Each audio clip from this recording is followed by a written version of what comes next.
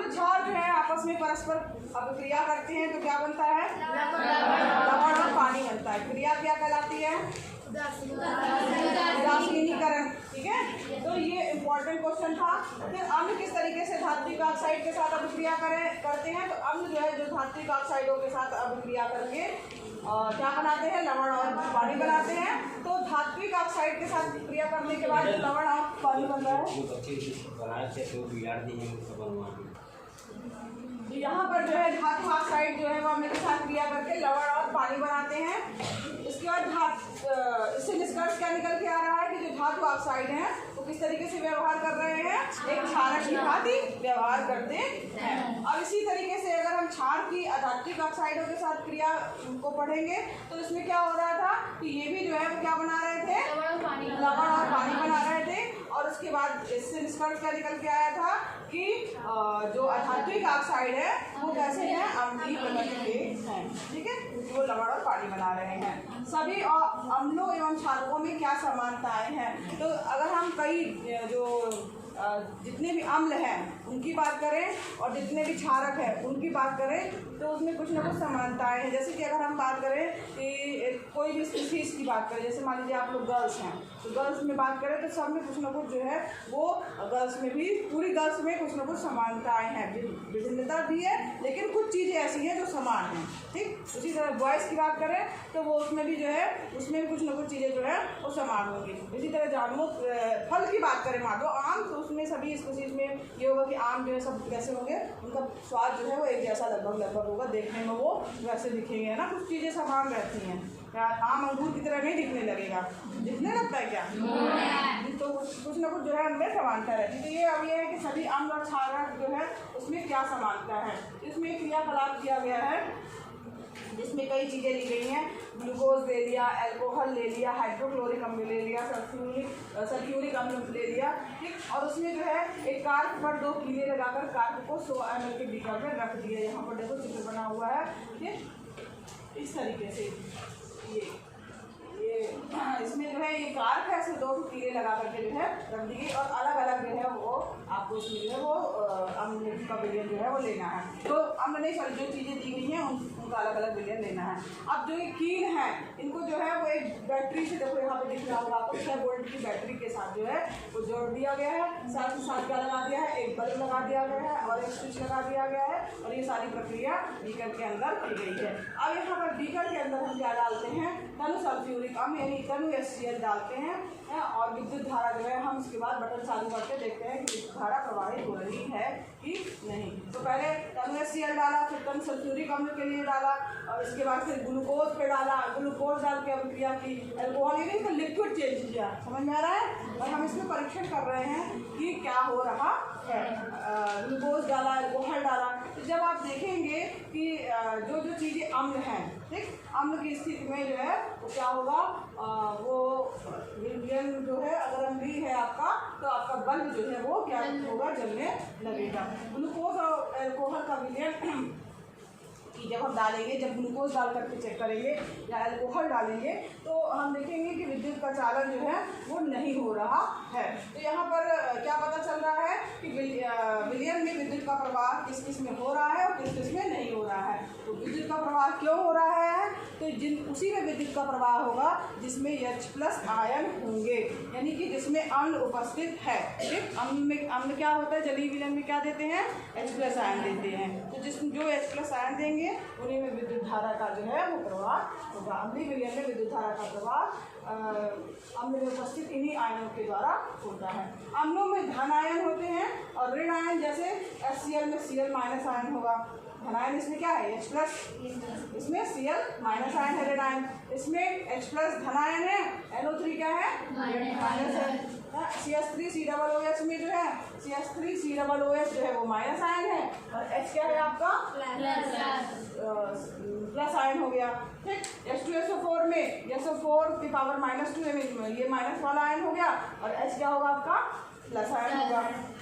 तो चूंकि अम्ल में उपस्थित धन आयन जो है, इससे अम्लीय विलयन में जो धन आयन उपस्थित हैं वो यानी हाइड्रोजन आयन उपस्थित हैं, तो इसके कारण जो है वो इसी के कारण उनका गुण जो है वो अम्लीय तभी पता चल रहा है जिनमें H+ उपस्थित है, यानी कि वो जैसे होंगे H+ धन आयन, ठीक है, उपस्थित है, तो इसका मतलब है कि वैसे भी जो क्या वो क्या चीज़ है, वो अम्लीय है, ठीक, और तभी वो विद्युत धारा का प्रवाह भी करेंगे।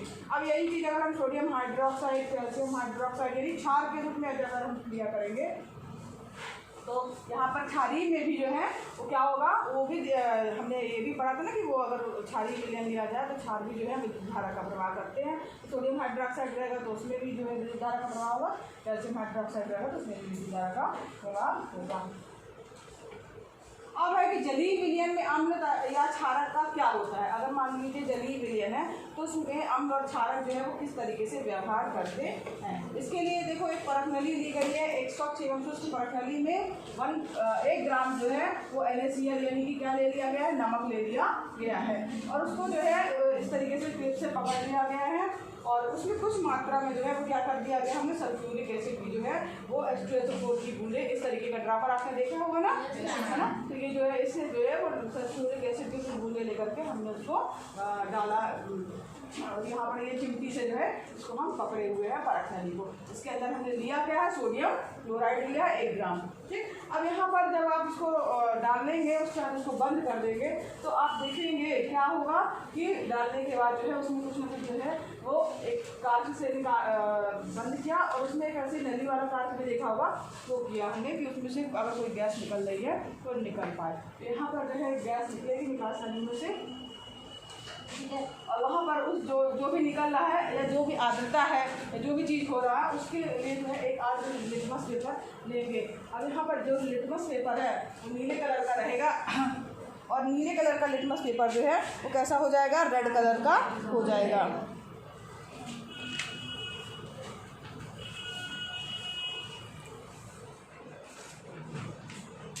यहाँ पर देखो ये लिखा है, इस प्रकार उत्सर्जित गैस के सूखे तथा नम नीले लिटमस पत्र द्वारा जांच कीजिए। तो किस स्थिति में लिटमस पत्र का रंग परिवर्तित होता है, तो यहाँ पर जब आर्द्र होगा लिटमस पेपर तब उसका रंग जो है वो परिवर्तित हो जाएगा, कैसा हो जाएगा, नीले से जो है वो किस तरीके का हो जाएगा, लाल कलर का हो जाएगा। अब यहाँ पर जो ये प्रयोग हमने किया है इसमें हो क्या रहा है कि पानी की उपस्थिति में HCl में हाइड्रोजन आयन उत्पन्न होते हैं, और जल की अनुपस्थिति में HCl अणुओं से H+ आयन जो है वो पृथक नहीं हो सकते हैं। तो अगर मान लीजिए हमने उसमें सल्फ्यूरिक अम्ल HCl लिया है, ठीक है, और H2SO4 हाइड्रोक्लोरिक अम्ल जो लिया है और पानी लिया है उसका विलयन बनाया है, तो उसमें होगा क्या कि ये जो H है, ठीक है, ये H जो है वो इसके साथ में जुड़ जाएगा H2O के साथ में, और H3O+ आयन बनाएगा, यानी ये टूटेगा तो H3O+ आयन बनेगा जिसको हाइड्रोनियम आयन कहा जाता है, और क्लोरीन जो है वो आपका अलग हो जाएगा। तो यहाँ पर जो है हाइड्रोजन आयन स्वतंत्र रूप में नहीं रह सकते हैं। अगर हम सोचें कि ऐसी हाइड्रोजन जो है वो H+ आयन अलग हो जाए, खाली अलग अकेले हो जाए, तो वो नहीं होगा, वो क्या होगा, वो पानी के साथ मिल जाएगा, क्योंकि उसमें पानी का लिक्विड है, मतलब सोल्यूशन बना हुआ है, घोल है, जल की उपस्थिति में है, तो वो पानी के साथ में जुड़ जाएगा, संयुक्त रूप से अलग नहीं हो पाएगा, पानी के साथ अभिक्रिया कर रहा है। अब ये सोचिए कि अम्ल है और इसका H+ आयन अलग हो जाए और क्लोरीन आयन अलग हो जाए, तो ये अलग नहीं होगा, ये चूँकि जलीय विलयन है, जल है इसमें, तो वो जो है किसके साथ में जुड़ जाएगा, पानी के साथ जुड़ जाएगा, और क्या बनाएगा, हाइड्रोनियम आयन बनाएगा। इसको जो है हाइड्रोनियम आयन जो है कहा जाता है, H3O को क्या कहा जाता है, हाइड्रोनियम आयन कहा जाता है। तो इसलिए हाइड्रोजन आयन को सदैव H+ या हाइड्रोनियम आयन से दर्शाना चाहिए। अब यहाँ पर इस स्थिति में हो क्या रहा है वास्तव में कि H और Cl के आयन तो अलग हो रहे हैं, H आयन अलग हो जा रहा है, Cl आयन अलग हो जा रहा है, ठीक है, मगर हो उसके बाद क्या प्रक्रिया हो जा रही है तुरंत, क्योंकि हाइड्रोजन जो है स्वतंत्र रूप से नहीं रह सकता है, तो वो जो उसमें पानी है, जो आपको ये पानी दिख रहा है, उसके साथ में जुड़ जाएगा और H3O आयन बना देगा। यानी निष्कर्ष क्या निकल के आ रहा है कि अम्ल जो है वो जल में H3O+ अथवा H+ आयन प्राप्त करता है। आइए देखिए, जल में होगा क्या होगा। अब यहाँ पर ये अम्ल की अगर हम बात करें तो अम्ल कैसा व्यवहार कर रहे हैं पानी के साथ में। जलीय विलयन की हम बात करें ना कि अम्ल को अगर जल में घोलेंगे तो क्या होगा। तो आपको पता है कि जो अम्ल होते हैं वो H+ आयन देते हैं। ये सबको पता है कि जो अम्ल होंगे वो क्या देते हैं, H+ आयन देते हैं। ठीक, और जब उनको पानी में अगर घोला जा रहा है, पानी का उसमें विलयन बनाया जा रहा है, पानी मिलाया जा रहा है, तो होगा क्या कि वो H+ आयन के रूप में नहीं रहेंगे, अलग उसका H+ आयन नहीं रहेगा, वो H2O के साथ जुड़ जाएंगे और जुड़ करके H3O+ आयन बना लेंगे। इसको क्या कहा जाता है, क्या कहा जाता है इसको, हाइड्रोनियम। क्या बोला जाता है, हाइड्रोनियम। ठीक है, हाइड्रोनियम आयन जो है वो कहा जाता है। तो अगर इसमें मोटा मोटा निष्कर्ष ये निकल के आया है कि जो भी अम्ल है वो पानी के साथ में या जलीय विलयन में क्या करते हैं, वो हाइड्रोनियम आयन अथवा H+ आयन प्रदान करते हैं। जितने भी अम्ल होंगे सबके साथ यही प्रक्रिया होगी। उसका हाइड्रोजन जो है, क्योंकि जितने भी अम्ल हैं सब में एक H+ आयन है ही ना, तो H+ आयन जो है वो अलग ना रह करके क्या करेगा, वो पानी के साथ जुड़ जाएगा और हाइड्रोनियम आयन बना लेगा। तो सभी के साथ में, सभी अम्लों के साथ में यही चीज़ होगी। अब बात करें क्षार की। क्षार अगर पानी में घोले जाएंगे तो क्या होगा, है ना। तो यहाँ पर जनरली अम्ल जल में H3O, अगर हम क्षार की बात करें तो जैसे NaOH, ये क्या है, क्षार ये हो गया। KOH जिसमें OH लगा हुआ है, ये क्या है, ये सब क्षार है। तो ये भी क्षार है, ये भी क्षार है और ये भी जो है क्षार है। अब इसको क्या किया गया, पानी जो है, पानी की उपस्थिति में जब ये अभिक्रिया की जा रही है तो उसमें क्या हो रहा था अम्ल में कि वो H3O आयन बना ले रहे थे। इसमें क्या हो रहा था, जब इस पानी में जब जा रहे हैं तो इसमें जो है वो पानी की उपस्थिति में जब उनको जल में घोल दिया जा रहा है तो उसमें क्या हो जा रहा है कि इसका Na अलग हो जा रहा है और जो है वो OH जो है वो अलग हो जा रहा है। ये अलग अलग पानी में जो है वो घोल बना ले रहा है, जिससे किसी ने यहाँ पे एक्वा लिखा हुआ है, एक लिखा है, एक्वा लिखा हुआ है। ये दोनों क्या कर रहे हैं, पानी में अलग अलग घोल बना ले रहे हैं। ठीक है, Na अलग यानी प्लस, ठीक है, यानी प्लस आयन में टूट जाएगा और OH माइनस आयन में। इसी तरह अगर दूसरा वाला अगर हम क्षार ले रहे हैं ये K+ आयन में टूट जाएगा, यानी K+ आयन पानी के साथ मिलकर थोड़ा सा एक्वा, मतलब जो है ठोस नहीं रहेगा। क्या रहेगा, ये सॉलिड है। सॉलिड समझ में आ रहा है, ये ठोस है। अब उसको हमने क्या किया, पानी में घोल दिया, पानी लेके घोला। अब घोला तो क्या हो गया कि इसका K वाला आयन जो है वो घुल करके वो सोल्यूशन में K+ आयन एक्वा के रूप में बना लेगा। सॉलिड नहीं रहेगा, थोड़ा सा जो पेस्ट टाइप में हो जाएगा। ये OH भी जो है वो थोड़ा सा पेस्ट टाइप में हो जाएगा, अलग अलग हो जाएंगे ion, K+ ion, OH minus, Mg+ ion, OH minus ion. ठीक है, तो निष्कर्ष क्या, सभी प्रक्रियाओं में क्या निष्कर्ष निकल के आया कि जो क्षारक होते हैं वो पानी में हाइड्रोक्साइड यानी OH माइनस आयन उत्पन्न करते हैं और ये क्या जल में घुलनशील क्षारक को क्षार कहते हैं। ठीक है, पानी में घुले हुए हैं इनको क्या कहा जाएगा, क्षार कहा जाएगा। अभी हम बात करें कि सभी क्षारक क्या क्षार होते हैं, तो सभी क्षारक जल में घुलनशील नहीं होते हैं। अब जो जल में घुलनशील है उन्हीं को क्षार कहा जाएगा। ठीक है, इनका स्पर्श साबुन की तरह, स्वाद की तरह होता है, थोड़ा सा चिकना चिकना सा रहेगा और स्वाद कैसा होगा, बिटर होगा, कड़वा होगा। और प्रकृति संक्षारक होती है, इनकी प्रकृति जो होती है वो क्या होती है, संक्षारक होती है। इन्हें कभी भी छूना या चखना नहीं चाहिए क्योंकि ये हानिकारक होते हैं। ठीक है, तो जो क्षार बन के आ रहा है उसको भी आपको जो है छूना और चखना नहीं है ना। अभिक्रिया होगी, पता चला हमने मिलाया टेस्ट ट्यूब में और धीरे धीरे करके उसमें से जो है वो फेन जैसा, साबुन जैसा निकल के बाहर की ओर गिरने लगा और अगर आपके हाथ में गिर जाएगा तो आपका हाथ जो है वो जल सकता है। ठीक है, बहुत सावधानी के साथ इसकी प्रक्रिया करनी चाहिए। तो अब हम अभी तक हमने क्या जान लिया है कि सभी अम्ल जो रहते हैं H+ आयन वाले होते हैं और सभी क्षारक में जो है वो OH माइनस आयन जो है वो होता है और वो अगर टूटते हैं तो ये दो चीज़ें जो है उसमें बनती है। अब उदासीनीकरण की अभिक्रिया को जब हमने देखा था हमको पता था कि अम्ल और क्षार मिलकर क्या बनाते हैं, लवण और जल। अम्ल जो भी कोई सा भी आप अम्ल लोगे, चाहे वो HCl है चाहे वो H2SO4 है, ठीक है, तो यहाँ पर उसमें आप जरूर देखोगे कि अम्ल में H जरूर होगा क्योंकि तभी उसके पास H+ आयन है ना, तो यहाँ पर H जरूर होगा।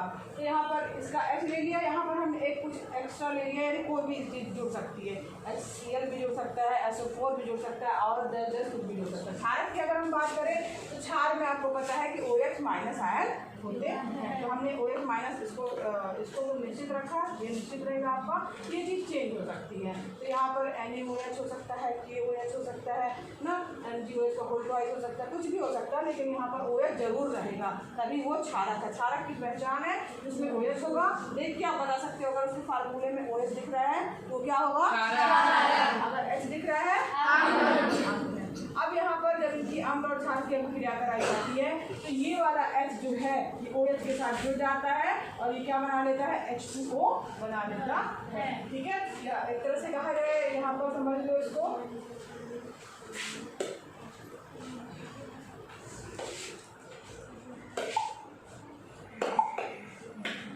ये अम्ल है, कोई भी आप अम्ल लेंगे उसमें H तो जरूर से ही रहेगा, उसके साथ कुछ भी जुड़ सकता है। और यहाँ पर जब मान लीजिए ये कोई क्षारक है तो उसके साथ MOH मान लो कोई क्षारक है, यहाँ पे KOH भी ले सकते हो, NaOH भी ले सकते हो, M के स्थान पर कोई जो है नेक्स्ट जो है वो क्या है आपका तो रहेगा। यहाँ पर H है, यहाँ Cl हो सकता है, H2SO4 हो सकता है, कुछ भी हो सकता है। तो इसमें ये और ये वाला पार्ट जो है, जो एक बचा हुआ इधर वाला और इधर वाला, ये आपस में जो है वो क्या हो जाएंगे, जुड़ जाएंगे और इसका H जो है वो इधर चला जाएगा इसके साथ में, तो HOH हो जाएगा, जिसको आप क्या कहते हैं, पानी कहते हैं। और ये लिक्विड है, ठीक है, मतलब लिक्विड रूप में, पानी मतलब लिक्विड रूप में नहीं, हमेशा तो नहीं रहता है, सॉलिड में बर्फ भी रहता है, लेकिन जो ये बनेगा आपस में जो जुड़ेगा, H+ आयन जो रहेगा और यहाँ पर OH माइनस आयन जो रहेगा वो जुड़ करके क्या बना लेगा, पानी जो है वो बना लेगा।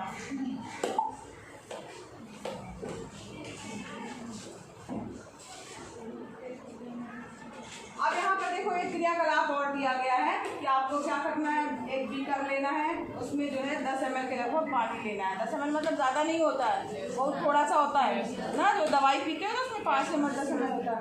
10 ml क्या कर लिया हमने, पानी, उसमें कुछ बूंदे शांत सल्फ्यूरिक अम्ल की यानी H2SO4 की डाल दी है और धीरे धीरे उसको हिलाना है, धीरे धीरे, है ना, और बीकर के आधार को स्पर्श करना है, यानी कि जो बीकर है जिसमें पानी था उसमें थोड़ा सा हमने अम्ल डाला। जब भी पानी में अम्ल मिलाएंगे, कोई सा भी अम्ल मिलाएंगे पानी में, तो आप उसके बाद उसको जब छुएंगे ना तो वो जो है आपको कुछ अलग समझ में आएगा, उसका तापमान में अंतर होगा। अब तापमान में क्या अंतर होगा, यहाँ देखो,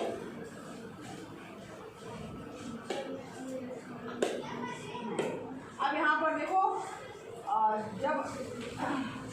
जब कोई भी जैसे अगर हमने पानी में अम्ल मिलाया या क्षार मिलाया, कुछ भी मिलाएंगे जब हम, तो कुछ ना कुछ जो है वो अभिक्रिया होगी और उस अभिक्रिया में जब आप देखेंगे तो आपको वो जो बर्तन है वो क्या होगा आपका, वो हो सकता है गर्म हो या हो सकता है जो है वो ठंडा हो, तो कुछ भी हो सकता है। तो यहाँ पर जो पानी है उसमें अम्ल या क्षार जो है अगर हम मिला रहे हैं तो उसकी प्रक्रिया जो है अत्यंत ऊष्मा क्षेपी है।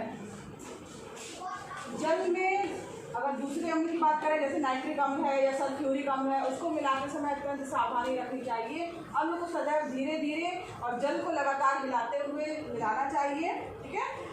जल ऐसा करने पे क्या होगा कि जो सांद्र अम्ल है जल मिलाने पर जो है उसमें उत्पन्न ऊष्मा होगी और जिसके कारण जो मिश्रण होगा वो धीरे धीरे करके, जैसे नहीं हो ऊष्मा तुरंत धीरे से ऐसे ऊपर की ओर फेंकने लगता है तो बाहर आ सकता है और आप जल भी सकते हैं।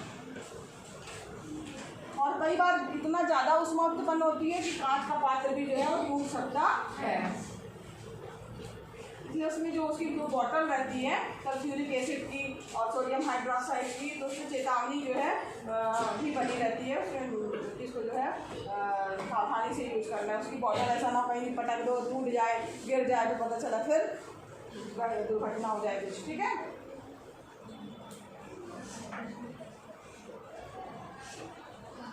अब जब हम पानी है उसमें अम्ल या क्षारक जब मिलाते हैं तो जो उसके आयन की सांद्रता है, चाहे वो अगर अम्ल मिला रहे हैं तो क्या बन जाएगा, H3O आयन बनेगा, है ना। क्षार मिलाएंगे तो OH माइनस आयन, अब ये भी पढ़ा हमने। तो जब मिला दिया जाता है तो जो आयन की सांद्रता में प्रति इकाई आयतन में कमी हो जाती है और यही प्रक्रिया क्या कहलाती है, तनुकरण भी कहलाती है। और अम्ल और क्षार जो होते हैं वो तनु हो जाते हैं, तनु मतलब होता है डाइल्यूट, मतलब थोड़ा सा पतला हो जाएगा, ठीक है। अब यहाँ पर ये है कि अम्ल और क्षारक के विलयन कितने प्रबल हैं। तो यहाँ पर H+ और OH- आयनों की सांद्रता कम होना तथा तनुकरण के बारे में जो है हमने अभी देख लिया है कि कैसे वो तनु हो जाएंगे, मतलब पतले से हो जाएंगे, उसका लिक्विड जो है वो पेस्ट की जगह पे थोड़ा सा पंठन हो जाएगा, पानी जैसा हो जाएगा। अब यहाँ पर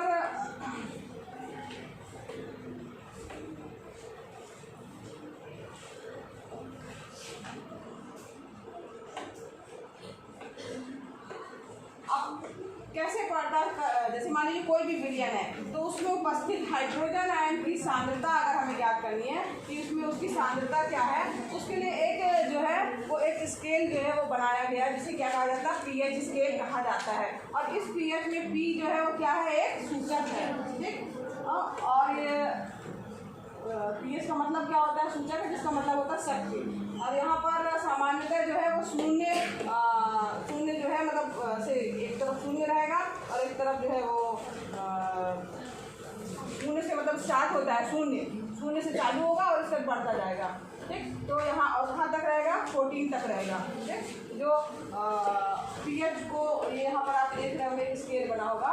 अगर हम किसी भी उदासीन विलयन के पीएच का मान जो है वो 7 होता है। पीएच स्केल में किसी भी विलयन का मान 7 से कम है, ये पढ़ चुके हैं हम लोग। कि अगर मान लो कोई स्केल बनी हुई है ये, ठीक है, अगर यहाँ पर ये स्केल बनी हुई है और यहाँ पर अगर पीएच वैल्यू 7 तक हम पहुँचे हैं तो ये क्या होगा आपका उदासीन, क्योंकि पानी का होता है। और उससे अगर मान लीजिए कम है पीएच तो क्या होगा, अम्ल होगा ना।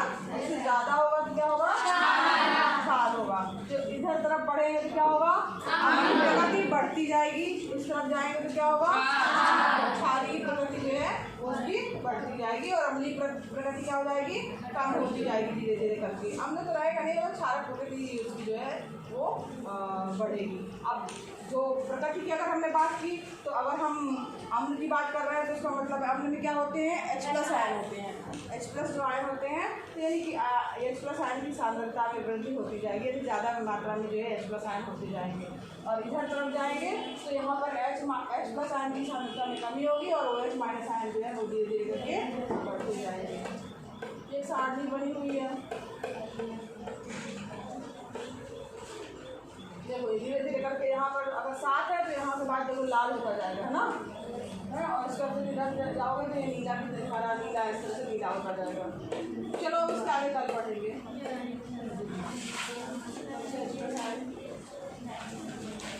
अच्छा, अम्ल और क्षार जो है उनकी शक्ति किस पर निर्भर करती है कि जो विलयन है उसमें H+ आयन और OH- आयन पर निर्भर करती है। अगर H+ आयन ज़्यादा है तो उसका मतलब क्या है, वो ज़्यादा अम्लीय है।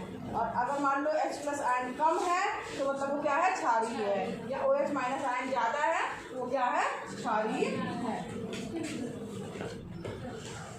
H+ आयन पर निर्भर करती है। अगर कम H+ आयन उत्पन्न हो रहे हैं तो दुर्बल अम्ल होगा। अगर H+ आयन ज़्यादा मात्रा में है तो इसका मतलब वो अम्ल कैसा होगा, प्रबल अम्ल होगा। और दैनिक जीवन में पीएच का महत्व लिखा हुआ है। कई बार आपने देखा होगा कि जो हमारी बॉडी होती है उसका पीएच जो रहता है जनरली क्या होता है, उदासीन टाइप का होता है। तो 7 और 7.8 के लगभग जो है वो रहता है। और अगर मान लीजिए पीएच इससे कम होता जाएगा तो जो है क्या होगा, फिर धीरे धीरे करके मान लीजिए पीएच वैल्यू कम होती जाएगी तो हमारा शरीर अम्लीयता बढ़ती जाएगी। तो वो हमारे लिए जो है वो नुकसानदायक है, हमारे अंगों को डैमेज करेगा जब हमारे शरीर में अम्ल ज़्यादा मात्रा में हो जाएगा। कई बार आप देखते हैं कि जो बारिश का पानी का तो पीएच कितना होता है,